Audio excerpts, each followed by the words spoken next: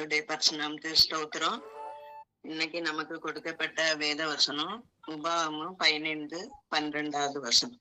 உன் சகோதரனாகிய எபிரேய புருஷனாகிலும் எபிரேய ஸ்திரீ ஆகிலும் உனக்கு விலைப்பட்டால் 6 வருஷம் உன்னிடத்தில் சேவிக்க வேண்டும். 7ஆம் வருஷத்தில் அவனை விடுதலை பண்ணி அனுப்பி விடுவாயாக. இங்க நம்ம பாக்குறோம், ஒரு விடுதலை பண்ணுதல்.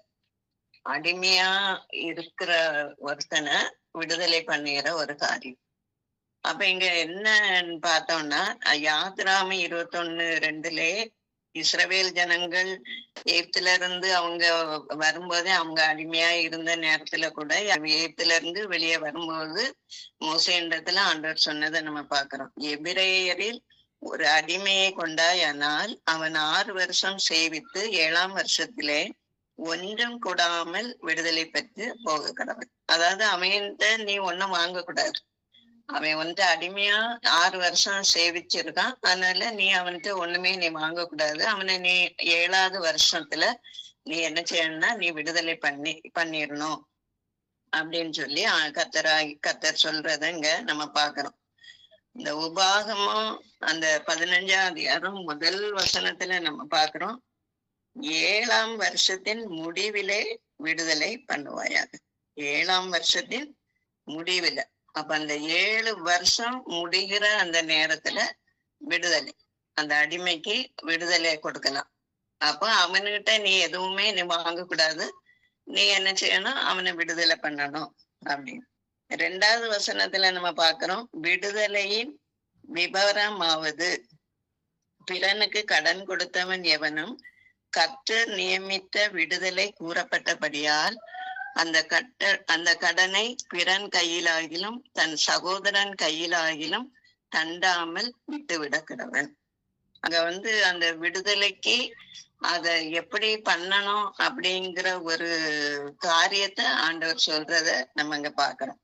பிறனுக்கு, அதாவது அவன் யாருக்காவது கடன் கொடுத்தவனா இருந்தா நீ என்ன செய்யணும், கர்த்தர் நியமித்த விடுதலை கூறப்பட்டபடியால் அந்த கடனை பிறன் கையிலாகிலும் தன் சகோதரன் கையிலாகிலும் தண்டாமல் விட்டுவிட கடவுள்.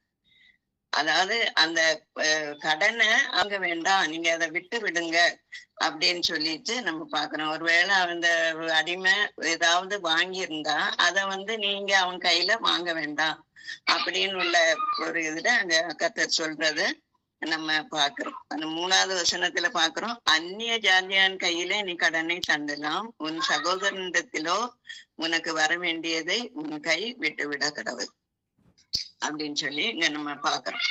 அப்ப இந்த விடுதலைன்னு சொல்லும் போது 13ஆவது வசனத்துல அவனை விடுதலை பண்ணி அனுப்பி விடும் போது அவனை வெறுமையாய் அனுப்பிவிடும்.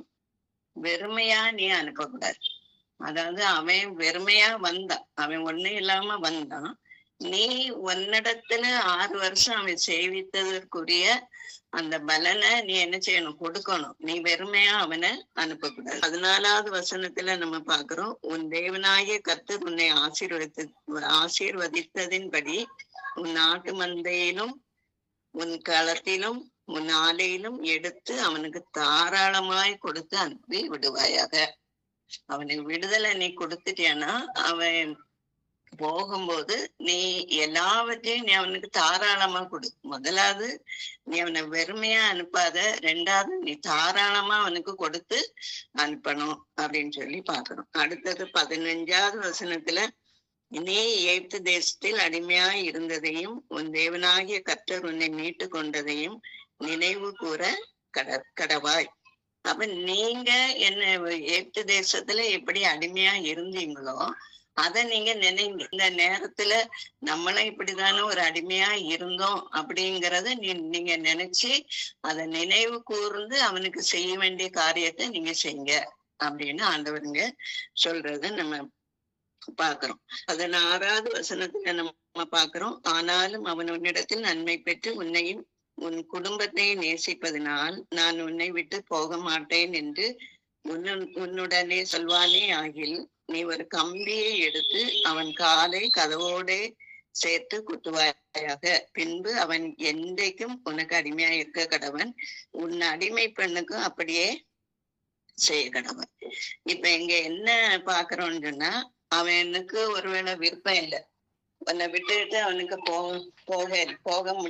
போகிறதுக்கு அவனுக்கு விருப்பம் இல்லை.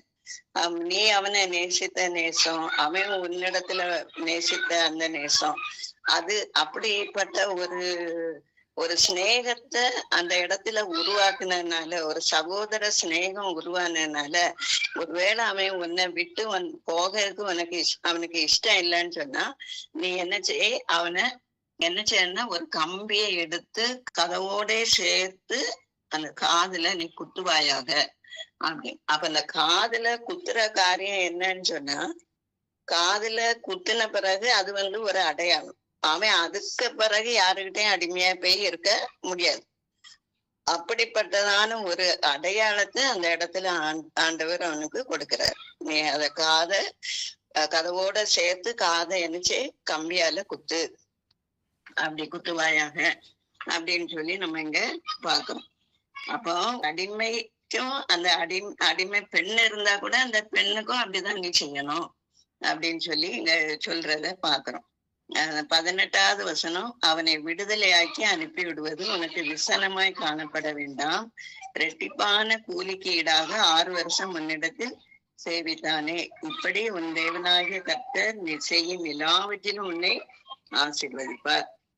அப்ப அவனை விடுதலையாக்கி நீ அனுப்பணுமேனு நீ விஷனப்படாண்டா, வருத்தப்படாத, அவனுக்கு எவ்வளவோ நான் செய்தேனே அப்படின்னு நினைக்காத. ஆனா ரெட்டிப்பான கூலிக்கு ஈடாக 6 வருஷம் உன்னிடத்துல சேவித்தான்.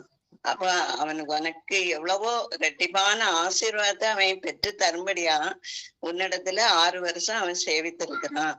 அதனால நீ அவனை விடுதலை பண்ணி அனுப்புறதுக்கு நீ என்ன விசனப்படாத, நீ அத உனக்கு சங்கடமா இருக்க வேண்டாம் அப்படின்னு சொல்லி இங்க நம்ம பார்க்கணும். இப்ப இங்க நம்ம இங்க என்ன பாக்குறோம்னா, இந்த இடத்துல இது பழைய ஏற்பாட்டு காலத்துல ஒரு அடிமை குறித்து சொல்லப்பட்ட ஒரு காரியம். நம்மளை குறித்து இங்க ஆண்டவர் என்ன சொல்றாரு, நமக்கு என்ன இருக்கு, நமக்கு ஆண்டவர் என்ன விடுதலையை தந்தாரு அப்படின்னு பார்த்தா, நம்ம பார்க்கும்போது கலாத்தியர் 4வது அதிகாரம் 3வது வசனத்துல, அப்படி நாமும் சிறு பிள்ளைகளாய் இருந்த காலத்தில் இவ்வுலகத்தின் வழிபாடுகளுக்கு அடிமைகளா இருந்தோம். நம்ம ஒருவேளை மற்றவங்களுக்கு கீழே அடிமையா போகாட்டாலும் இந்த உலகத்தின் வழிபாடுகளுக்கு நம்ம என்ன செய்தோம், அடிமைகளா காணப்பட்டோம். இந்த உலகத்துல உள்ள எல்லா காரியத்துக்கும் நம்ம அடிமைகளா காணப்பட்டோம்.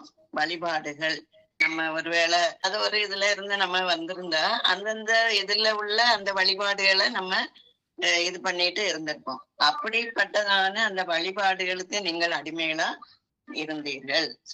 அதே மாதிரி எபிரேயர் 2:15 பார்க்கும்போது, ஜீவ காலமெல்லாம் மரண பயத்தினாலே அடிமைத்தனத்திற்குள்ளானவர்கள் யாவரையும் விடுதலை பண்ணும்படிக்கும் அப்படி ஆனார். அப்ப நமக்குள்ளால என்ன இருந்தது, ஜீவ காலம் எல்லாம். என்னைக்கு ரட்சிக்கப்பட்டோமோ அதுக்கு முந்தி வர நம்ம எப்படிதான் இருந்தோம், மரண பயம், என்ன நடக்கும் என் வாழ்க்கையில, எப்படி நான் இருப்பேன், இப்படிப்பட்ட ஒரு சூழ்நிலையின் வழியா கடந்து போய் கொண்டு இருக்கேன்னு, இது என்னமாய் முடியும், இதோட நான் இருக்கிறத விட நான் ஏதாவது தின்னு செத்துடலாம், ஏதாவது நான் பண்ணி என் உயிரை மாய்த்திடலாம் அப்படின்னு கூட நம்ம நினைச்சிருப்போம். ஆனா அப்படிப்பட்டதான ஒரு சூழ்நிலையில இருந்து அந்த ஜீவ காலம் எல்லாம் அந்த மரண பயம் நம்மளை அப்படியே ஆட்டி படைச்சுக்கிட்டு இருந்த அந்த நேரத்துல கர்த்தர் என்ன செய்தாரு, தம்மை தாமே அவர் என்ன செய்தாரு, அங்க நம்மளை விடுதலை பண்ணும்படிக்கு அப்படியானார். அடிமைத்தனத்திற்கு உள்ளானவர்கள் யாவரையும் விடுதலை பண்ணும்படிக்கு அப்படியானார். அப்ப அப்படின்னா அவர் தம்மை தாமே என்ன செய்தாரு, அதற்காக நம்மை மீட்டு கொள்ளும்படியாக அவர் தம்மை தாமே ஒப்பு கொடுத்தார் அப்படின்னு சொல்லி நம்ம பாக்குறோம். அடுத்தது நம்ம பார்க்கலாம், எபிரேயர் 2:14, மரணத்துக்கு அதிகாரியாகிய பிசாசானவனை தமது மரணத்தினாலே அழிக்கும்படிக்கு, மரணத்துக்கு அதிகாரியான பிசாசானவனை தமது மரணத்தினாலே அழிக்கும்படிக்கு. அப்ப அந்த பிசாசானவனை அவருடைய மரணத்தினால அழித்து விட்டார். அவருடைய மரணம், அவர் சிலுவையில நமக்காக சிந்தி எல்லாவற்றையும் நமக்காக இழந்து, அவருடைய அழகை இழந்து, அவருடைய சாயல் எல்லாவற்றையும் இழந்தவரா, அவருடைய கடைசி சொட்டு ரத்தம் வரையிலும் நமக்காக சிந்தி அப்படிப்பட்டதான ஒரு சூழ்நிலை அவருக்குள்ளால வந்ததுனாலதான் இன்னைக்கு நம்ம ரட்சிக்கப்பட்டு கர்த்தருடைய பிள்ளைகளா இருக்கோம். நம்முடைய பாவங்கள ஒரு நாள்ல அக்கிரமத்துல பாவத்துல மரித்து கிடந்தோம், கோபாக்கினியின் பிள்ளைகளா இருந்தோம். அதே நேரத்துல நம்மள அந்த மரண பயம் நம்மளை ஆட்டிக்கொண்டே இருந்தது. தேவனற்றவர்களா காணப்பட்டோம். உலகத்துக்குள்ள வழிபாடுகளுக்குள்ளால நம்ம கடந்து போய் கொண்டு இருந்தோம். அப்படி இருந்த நம்ம யாரு நம்மளை விடுதலை பண்ணுவா அப்படின்னு சொல்லி அப்படிப்பட்டதான ஒரு வேதனையோட நம்ம காணப்படும் போது கர்த்தராகிய இயேசு கிறிஸ்து நமக்காக இறங்கி வந்தாரு அப்படின்னு சொல்லி நம்ம இங்க பாக்குறோம். அவர் நமக்காக இவ்வளவு தியாகத்தை செய்ததுனாலதான் நம்ம இன்னைக்கு உயிரோட இருக்கோம். அவருடைய பிள்ளைகளா இருந்து அநேகருக்கு நம்ம சாட்சியா இருக்கும்படியாகவும், அநேகருக்கு அவருடைய நாமத்தை சொல்லும்படியாகவும் நம்மளை நினைச்சிருக்காரு, தெரிந்தெடுத்து கொண்டு இருக்கிறார் அப்படின்னு சொல்லி நம்ம பார்க்கலாம். அந்த அடிமை மாதிரி இல்லை. ஆனா அந்த அடிமைக்கு கொடுக்கப்பட்டது போல இன்னைக்கு கர்த்தர் நமக்கும் என்ன செய்யறாரு, நமக்கு எல்லா காரியங்கள்லயும் நமக்கு கிருபையா நமக்கு எல்லாவற்றையும் தந்து நமக்கு எல்லா ஆசீர்வாதங்களையும் தருகிறார். அங்க சொல்லியிருக்கு, நீ வெறுமையா அனுப்பி விடாத, நீ அவனுக்கு எல்லாத்தையும் நீ கொடுக்கணும், நீ எல்லாவற்றையும் பூரணமா நீ கொடுத்து அனுப்பு அப்படின்னு சொல்லி அப்படிப்பட்டதான ஒரு காரியம் நம்முடைய வாழ்க்கையில இன்னைக்கு ஆண்டவராய் இயேசு கிறிஸ்து நமக்கு செய்து கொண்டு இருக்கிறார். இன்னும் ஒரு பிலிப்பியர் 2 6 வசனத்திலிருந்து நம்ம பாக்குறோம். அந்த 2-3 வசனங்கள் இருக்கு, அதை மட்டும் நம்ம பார்த்து முடிக்கலாம். பிலிப்பியர் 2 வசனத்திலிருந்து 8 வசனம் வரை நம்ம பார்க்கும்போது 6 வசனம், பிலிப்பியர் 2:6 8 வசனம் வரை நம்ம பாக்குறோம்.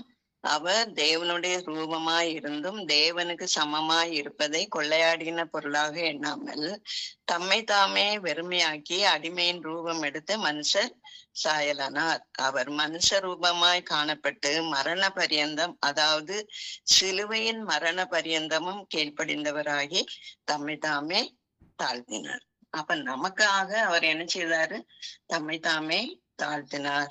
அந்த சிலுவையில எல்லாவற்றையும் அவர் தேவனுடைய ரூபமா இருந்தாரு. ஆனா அந்த தேவனுக்கு சமமாய் இருப்பத அவரு கொள்ளையாடின பொருளா விரும்பல, எண்ணல. அவர் தம்மை தாமே வெறுமையாக்கினார். ஒண்ணுமே இல்ல ஆண்டவரே அப்படின்னு சொல்லி அவரு தன்னை வெறுமையாக்கிட்டாரு. அடிமையின் ரூபம் எடுத்தார், அடிமை போல காணப்பட்டார். அடிமை ரூபம் எடுத்து மனுஷர் சாயலாக மாறினார்.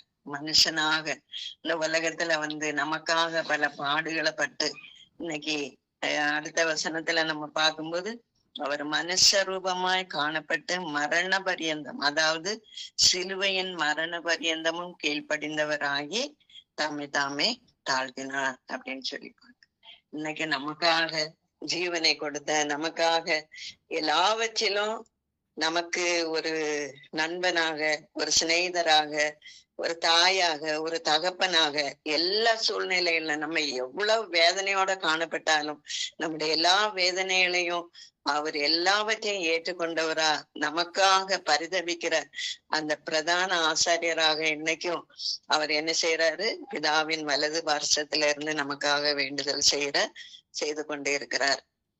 நமக்காக வேண்டுதல் செய்யற ஒரே ஒரு தேவன் உண்டுன்னு அவர் மட்டும்தான். அந்த பிதாவிண்டத்துல என் பிள்ளைக்கு இது தேவை, அது தேவை, நீங்க கொடுக்கணும் அப்படின்னு சொல்லி எல்லாவற்றிலும் அவர் போராடி கொண்டு இருக்கிறத நம்ம பாக்குறோம். இன்னைக்கும் அவர் போராடி கொண்டு இருக்கிறார்.